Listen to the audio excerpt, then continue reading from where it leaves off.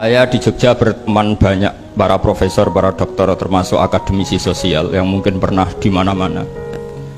Pernah tanya saya begini, Bapak, kenapa Anda baca kitabnya referensinya luas kok tetap NU katanya. Terus saya bilang, problemnya apa sebagai NU? Biasanya terus mereka mengutip sekian makalah. Kebetulan makalah itu provokatif dan siapapun yang baca makalah itu pasti menjadi tidak NU, tak jamin ya. Kalau di Jogja misalnya di satu penerbitan, saya termasuk di dalamnya, itu pernah diperbandingkan kitabnya Said Muhammad Mafahim Yajibu An-Sohah dengan kitabnya Bin Bas, judulnya Hadihi Mafahimuna. Biasanya kitab-kitab terjemahan Wahabi itu memang cukup provokatif dan dengan narasi yang memang siapapun yang nggak pernah mondok pasti tertarik. Misalnya begini, cerita bid'ah misalnya, Iyyakum wa muhdatsatil umur fa inna kulla bid'atin dhalalah wa kulla dhalalatin finnar, misalnya gitu. Wa kulla muhdatsatin bid'ah wa kulla bid'atin dhalalah wa kulla dhalalatin finnar. Ada yang baca wa kullu bid'atin dhalalah wa kullu dhalalatin finnar. Terus beliau meneruskannya begini, kata Bin Bas, hadza huwa Rasulullah hakama bi annal bid'ah kullaha dhalalah. Terus diteruskan wajar asy-Syafi'i faqasama ila hasanatin wa dhalalatin wa sayiatin.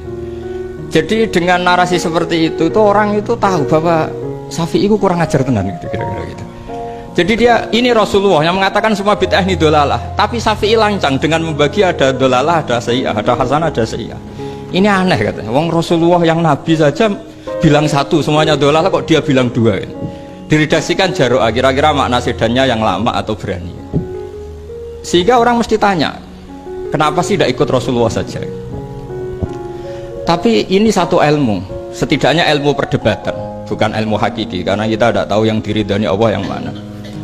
Tapi kemudian Sayyid Muhammad dalam kitab Abu Abdul Faros, juga dalam kitab-kitab beliau menyanggah itu dengan mengatakan, jika makna bid'ah adalah yang nggak pernah dilakukan Rasulullah, itu salah besar. Terus beliau cerita sekian hal, termasuk yang diceritakan adalah ada seorang sahabat ketika sholat dengan Rasulullah tidak pakai doa mainstream, yaitu ketika i'tidal sahabat tadi bilang alhamdulillah hamdan katsiran thayyiban mubarakan fih.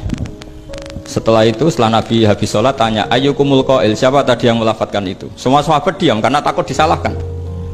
Tapi apa yang dikatakan Nabi? Tidak, saya tidak akan menyalahkan. Saya tadi melihat isna asyara malakan. Saya tadi melihat 12 malaikat. Yabtadirunaha ayyuhum yaktubu awwalu. Semuanya itu bergegas siapa yang nulis awal. Terus kata sahabat tadi, ha anada ya Rasulullah.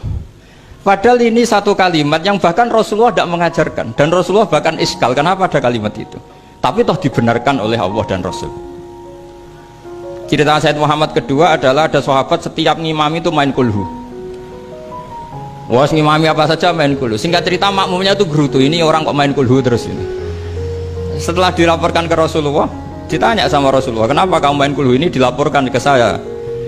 Kata si musolli tadi, imam tadi, li annaha sifatur rahman, karena dalam surat itu semua sifatnya Allah, maka fa'ana uhibbuha, saya senang itu. Apa kata Rasulullah? Saya disuruh bilang Allah ke kamu bahwa Allah mencintai kamu karena kamu mencintai kulhu. Terus keterusan sampai sekarang itu orang-orang NU baca kulhu terus itu. Karena sekali baca idza samsu kuwirat mesti keponting gitu.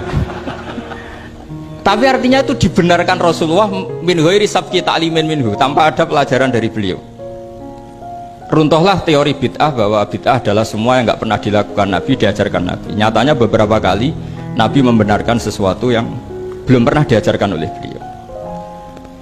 Masalahnya adalah tidak semua orang baca kitabnya Sayyid Muhammad atau baca tidak paham. Nah, sementara kitab Hadihi Mafahimuna itu diterbitkan secara masif oleh pemerintahan Arab Saudi dan ada terjemahnya lagi, sehingga yang nggak bisa Arabnya bisa terjemahnya. Dengan narasi tadi bahwa Imam Syafi'i dibenturkan Rasulullah itu kan mesti kalah. Redaksinya itu Jaro'a itu wani pakai hamzah. Kedua, saya ingin cerita dan saya tidak bosan-bosan cerita ini sampai mati, saya tidak akan bosan-bosan. Ada kemandirian al-hujjatul balighah dalam diri kita sebagai ahli sunnah. Begini misalnya, kalimat la ilaha illallah adalah kalimat yang orang kafir 80 tahun saja kalau melafadzkan itu menjadi soro mukminan. Nah ini kita tahlil yang sudah muslim hanya karena kalimat thayyibah justru menjadi kafir. Ini kan madzhab aneh. Yang kafir puluhan tahun iyan tahu yufar lahum makot salab bihadil kalimah. Ini kita karena tahlilan sampai nyekel patok menjadi kafir juga karena la ilaha illallah. Ini aneh. Jadi kalimatun sing yakunu bihal kafiru musliman menjadi kalimatun yakunul mukminu biha kafirun. Ini kan kaidah yang aneh. Nah, saya ingin kalau ahli sunnah yang seperti ini sudah mandiri, sudah sehat, ya baguslah seperti itu. Terus yang terakhir, kenapa ditambahi an-nahdiyah? Ya seperti yang dikatakan moderator tadi.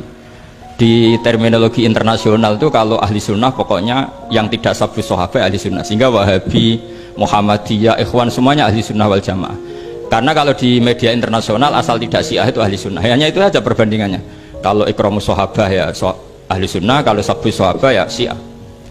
Problemnya adalah kita tidak ikut kelompok besar ahli sunnah yang mainstream di internasional karena mereka anti wasilah, anti tahlil, sehingga terus Indonesia bilang ditambahi ahli sunnah wal jamaah an-nahdiyah, yang kira-kira mungkin Gus Yofur dan kawan-kawan nambahin Nusantara gitu.